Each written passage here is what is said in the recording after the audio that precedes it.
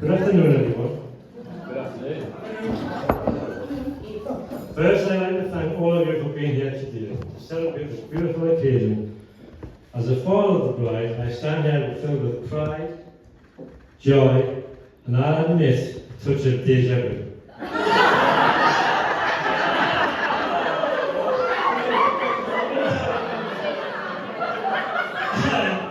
Watching Amy grow has been one of the greatest joys of my life. From the moment she was born, I knew she was special. I watched her become the kind, intelligent, strong woman she is today. She has always had this spark, a sense of curiosity and compassion that lights up every room. And today she's glowing brighter than ever.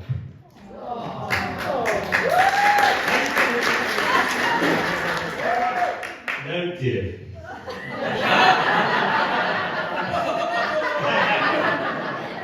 Here, I want to officially welcome you and the boys into our family.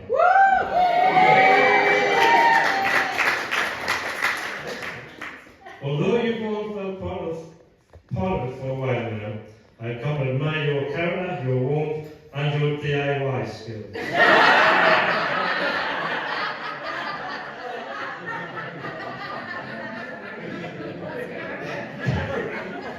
And most importantly, the way you look at my dog.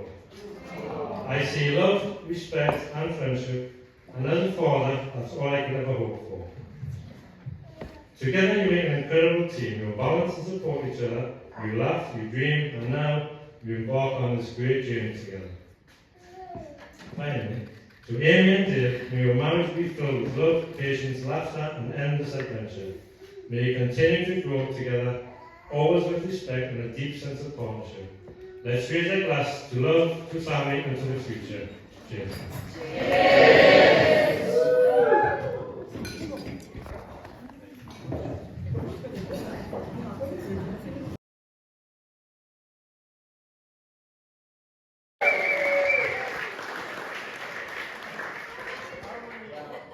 Yeah, that is what Zach said when he saw I had 4 pages, but it's in a huge font. And there's a huge paragraph spacing. So I'd like to say thanks to my shiny new father-in-law, Colin, for those kind words. I can put a shelf up. With help. On behalf of Amy and me, we want to say a huge welcome. Thank you for everyone for coming today, even though you absolutely knew it was going to be about 10 quid for a G&T. Many of you have travelled near and far to be here. For that, I really am grateful. It generally wouldn't have been the same without you. Ultimately, it would have been a hell of a lot cheaper, but definitely not the same.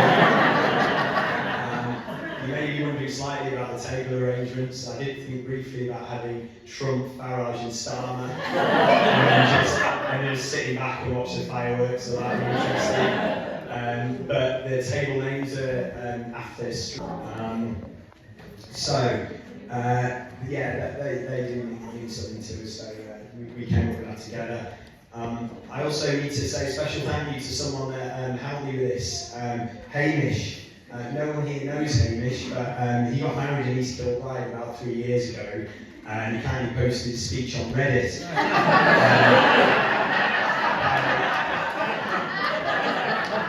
By removing all the jokes that only sounded good in the Scottish accent, I ended up with a slightly less funny version, which was this. Thank you, Hamish. Now, Amy, my stunning bride, you look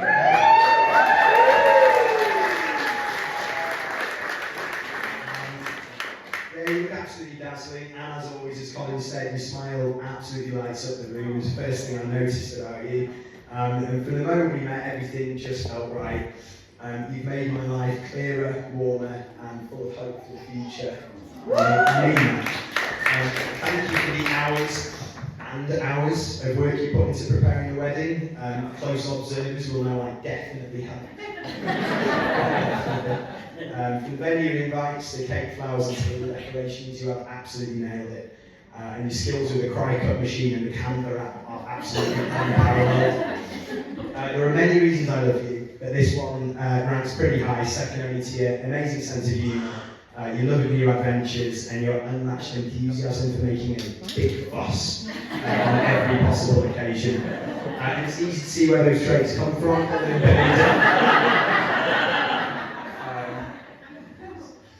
Colin Bernadette, my new father and mother-in-law, you've raised a wonderful daughter, and it's been a joy getting to know you. Thank you for...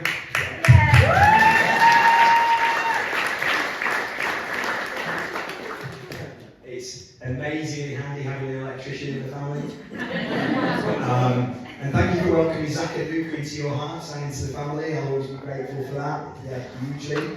And Zach and Luca, my little dudes.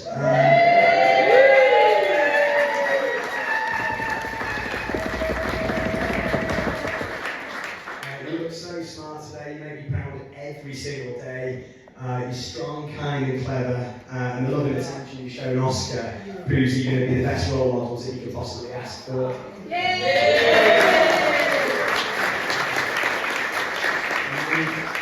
And then there's Oscar, nighttime terrorist, lover of everything lethal, avoider of all foods except mini cheddars, which Nick Towns will appreciate. It seems to be a genetic trait. Where would we be without you? Probably a bit more rested. And I wouldn't be here without my amazing mum and dad. You supported me through everything, education, my mistakes, Subaru preps for midlife crisis. I am actually still paying that off for that. Seriously. Thanks for always being there for me and for us, and that also includes my amazing sister Julia. Thanks for doing the reading today.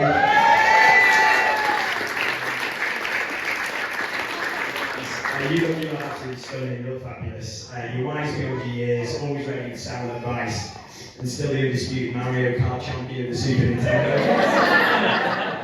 Unreal skills. And to my best man and brother John, you better only say nice things. You've always been there with car modification advice. You own the largest trainer collection outside of an episode of MTV Cribs. And you've never ever let me win a tennis. You're a legend.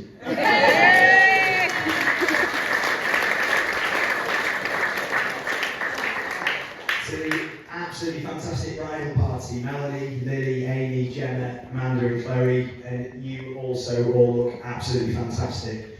I know how much you mean to Amy. You've been a constant network of love and support, especially in the run-up to the wedding. Thank you for everything and for returning Amy from the hen doing one piece. I'm not convinced I've heard the uncut version of the story.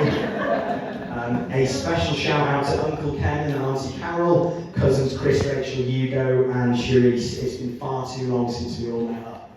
Thanks so much for coming today, it means a lot. But let's not wait another decade. Same time, place next year if you start a crowd fund. And finally, Amy. They say you don't marry someone you can live with, you marry someone you can't live without. You're my best friend and soulmate.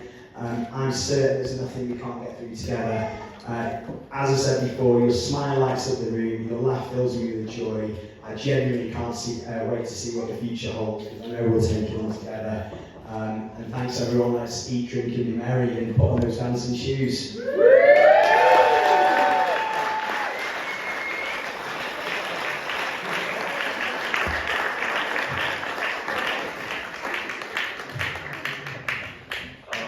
Unlike Dave, I'm not a very good public speaker, so I'm absolutely terrified, but We love you, John.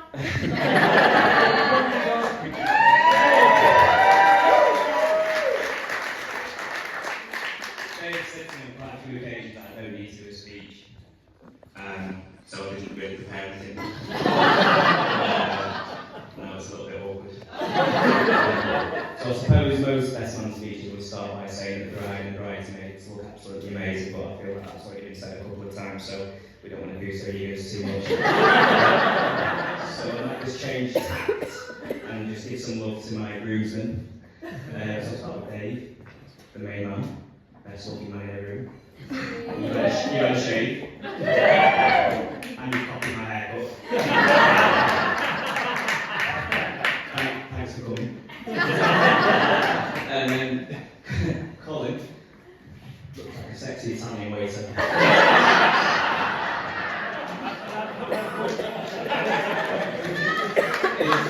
He's got a suntan and a head of hair that Alan and Maldi would be proud of. And I know that after chatting with Colin this after he's had 5 more pints, I'm not going to understand a word he says. So we might need a translator for that one. Which brings me nicely on to my dad, Eric, who coincidentally is a translator. Speaks about 5 different languages, doesn't speak Geordie. So he's not going to be much help later on. But if I ever get to 80, I'll look half as good as you do in a sun-fit suit from next.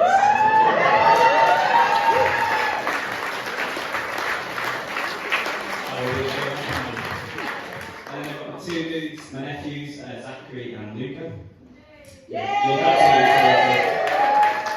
the only people here that would pull off a suit and white trainers. And then going down the table, obviously little Oscar, and I'm just surprised that we managed to find a suit that was smaller than the one I'm wearing. And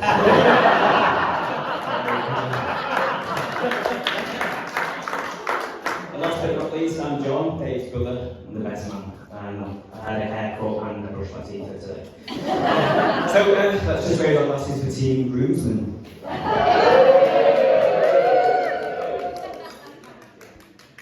Now Dave was actually the best man for my wedding. This is just off the cuff. Dave was the best man for my wedding. And he spent a good 15 minutes absolutely tearing straight out of me. So much so that even now, 15 years later on, my in-laws still refer to him as a funny brother. So with that in mind, this isn't a best man speech in the traditional sense, but this is what I like to call payback.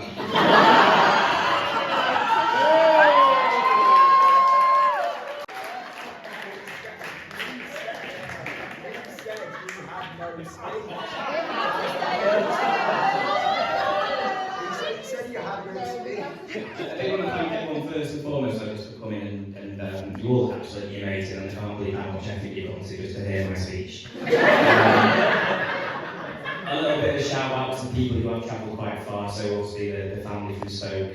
Great to have you. And I believe Emily's sister, someone's from all the way from Lanzarote. It's absolutely crazy.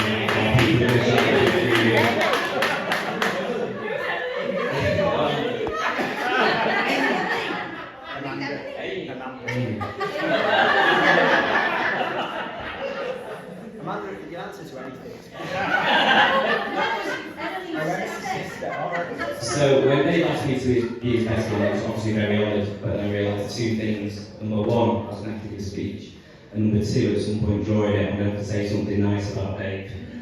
But I've got very little experience of doing either, so please bear with me. Now, they say that having an older brother is good because you've got someone to grow up to. But when we were younger, I didn't really look up to Dave. Primarily, when I first met him, I was a newborn. And Dave was just a 2-year-old waddling around in poo-stained nappies. And urinating on himself. Just trying to figure out his way in the world. And some might say not much has changed. But at least I know he's got Amy to help him figure it out. So growing up as kids, I remember us being quite competitive. At ages 7 and 9, we were in a gymnastics competition, and Dave got a medal and I didn't. And instead of being happy for him, I thought the best course of action would be just not to speak to him for a week. Fond memories when Dave was 12 and I was able to tease him relentlessly for the time he rang a local radio station up. And the DJ promptly hung up on Dave because he said he sounded too much like a girl.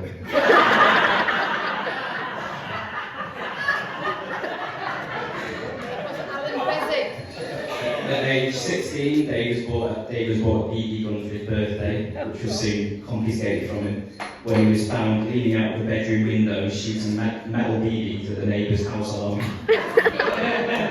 Needless to say, the neighbour and dad weren't very pleased. I was just happy it wasn't me getting into trouble for once.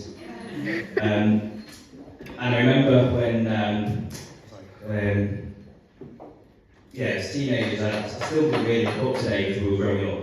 The relationship developed into a little bit more of a, should we say, a rivalry. Fights weren't frequent, but when they happened, someone usually got hurt. Quite badly. There was one occasion Dave karate kicked me in the stomach and sent me flying into an empty bathtub, and a ceramic soap dish embedded itself into my shoulder, leaving me with a pretty nasty scar that every time Dave saw it, it would remind me it looked like a slug. It's like, yeah, you put it there, mate, nice one. I did get my own back on Dave though, probably over another fight, stupid over who was better at Street Fighter 2 on the Super Nintendo. I pushed Dave backwards and he split his head open on the wooden door frame. And to be fair, there was a lot of blood, but he didn't half milk that one. And if you ask him nicely, he might even show you the part on the back of his head where the hair doesn't grow back. It was only as we ventured into our university years that I remember that we became pretty good mates. I think maybe not having to share a bedroom or a Super Nintendo was the break that we needed. So no more competitions, no more fights, but when they went to uni that didn't stop his other fights. And in his second year he was arrested by the Liverpudlian police for chasing down one of his housemates down the street and smothering him in the face with a half-eaten pepperoni pizza. Now, according to the Scouts vets, this was not good, and they compared it to GBH. And Dave spent the night courtesy of Her Majesty's pleasure. Now, despite his criminal record, Dave managed to get a degree in medicine from the university, and it wasn't long before he was working as a junior doctor at Blackpool Hospital. He was doing really well for himself. And it was at this time he managed to go out and buy what would be the car of his dreams at the time. So if you're a car person, this was a 3-litre V6 mid-engine, rear-wheel drive, 2-seater Renault Clio Sport. Massive wide arch body kit, big alloys, very loud exhaust. If you're a non-car person, just imagine a Renault Clio but on absolute steroids. And when they brought this car home and parked it outside the front of our house, that's the first time I remember thinking, yeah, now this is the brother that I look up to. Now, they've had a love-hate relationship with that car, and not long after ownership, he watched in absolute horror as an old lady reversed into the side of his wide arch body, holding it like a cheap slim-fit suit from Nest. But when Dave's insurance company rang the old lady with an eye-watering repair damage bill of £7,000, the old lady rang Dave completely bemused as to why it cost so much, and I quote, she said, "It's only a Renault Clio." And not long after Dave was back on the road, and he hit a tiny piece of debris on the motorway, but due to how ground-scrapingly low his car was off the floor, both front and rear bumpers were removed from the vehicle simultaneously. The AA later found Dave at the side of the road, curled up in a fetal position, rocking slowly backwards and forwards, with his thumb in his mouth. He was largely non-verbal at the time, but could be heard muttering the words, "It's only a Renault Clio."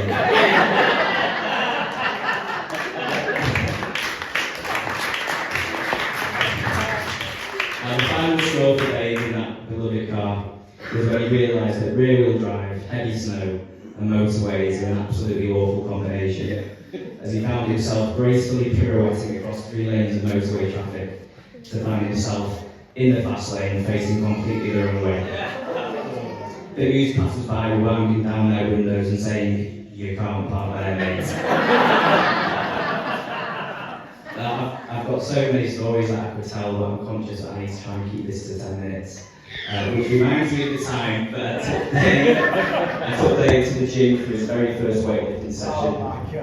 And 10 minutes after the workout, he was nowhere to be found. I eventually found him punched up in a ball, puking his guts up in the toilet. Now, me and Dave have always had a love of high performance and modified cars, and this has been something that we've bonded with over the years. And I can always tell when Dave's bored or he's had a sleepless night, because inevitably the next morning my phone is hit with a barrage of picture messages of high performance modified Japanese vehicles that he's been ogling on auction website. Which wouldn't be so bad, but he already owns a high performance modified Japanese vehicle. And he spends more time washing and waxing it than he does actually removing cancerous moles off his NHS patients' skin.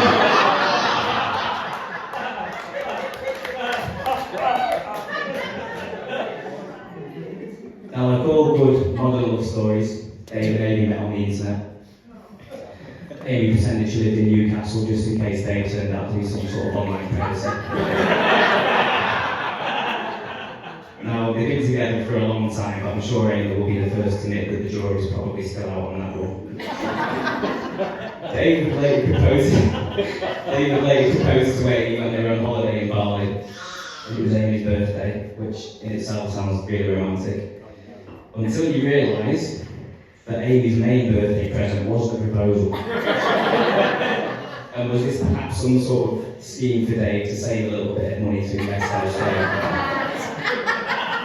Now, I'm just speculating, but I do find it a little bit suspicious that not long after he got back, Dave's car was seen in the garage having a set of high-performance promo brakes fitted.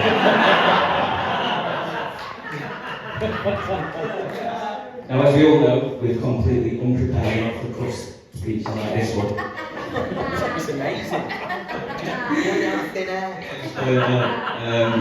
the focus is on the groom, but I'm looking over at Amy and she's looking like she's a little bit left out. So I did a little bit of digging. I first met Amy about 4 years ago, and I could tell within 2 minutes of meeting her that we were going to get on. She had a personality that lit up the room. She was fun, she was bubbly, she just enjoyed to be around. An infectious laugh and a smile to boot. And you could tell between the two of them the banter that they had was absolutely on point. Now, it must have been hard for Amy in the early days of that relationship to build something with Dave, whilst also negotiating the complexities of building a relationship with the two boys, Zachary and Luca. But if anyone's seen them together as a family, you'll see that she's done this with absolute patience. Yes.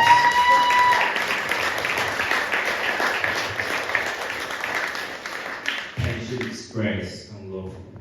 Now, they're a very busy couple, but we were lucky enough to go on holiday with them last year. And with Dave being a dermatologist who's essentially allergic to the sun, we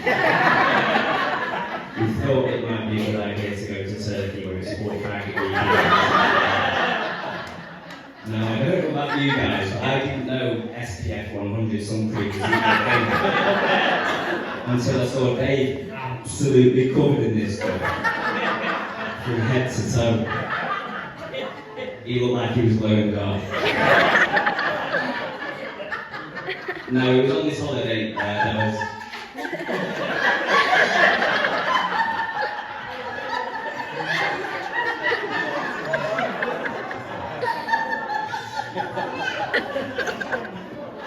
It was on this holiday, I was having a good chat with Zachary by the pool, and at some point during that conversation, he referred to Amy as mum number 2. Which I thought was absolutely lovely, and also a testament as to how she's developed a relationship with the boys so naturally over the years. But that conversation with Zachary took a little bit of a U-turn when he said that I, on the other hand, would forevermore be known as an orphan Timu. Timu. I'm coming to the end of the speech now. But there was a little bit of an interactive element with Dave and Amy. Don't worry, you get to keep your clothes on, Dave. So Amy, if you can just put your left hand on the table, just towards Dave, and Dave, if you can put your right hand on top of Amy's. Make the most of it, mate. It's the last time you're going to get the upper hand.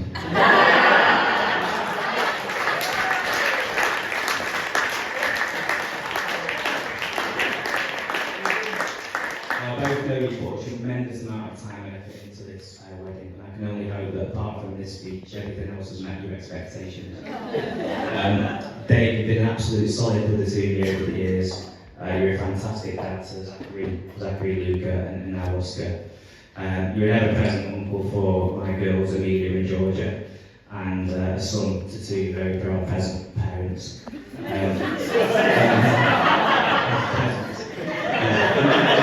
And now looking back to the accolade, a loving and supporting husband for Amy. So glad you guys managed to find each other, and you brought another handsome Mr. Brass into the world. So that's it for me. Thank you everyone for listening.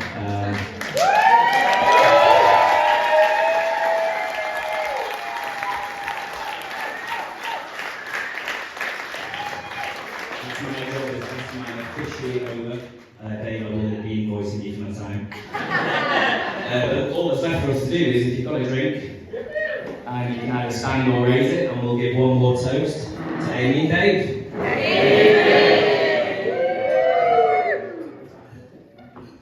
Thank you.